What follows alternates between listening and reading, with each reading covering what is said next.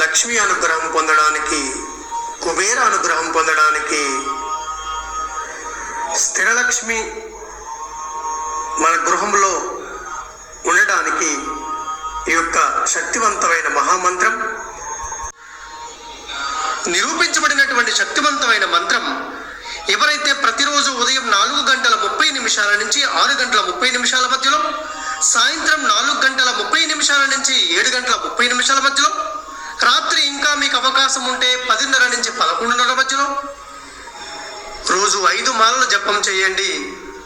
నమ్మకంతో జపం చేయండి, భక్తితో జపం చేయండి.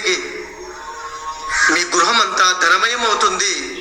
ఓం నమో భగవతే స్వర్ణాకర్షణ భైరవాయ ధనధాన్య వృద్ధికరాయ శీఘ్రం ధనం ధాన్యం స్వర్ణం దేహి దేహి వస్య వస్య కురు కురు స్వాహ.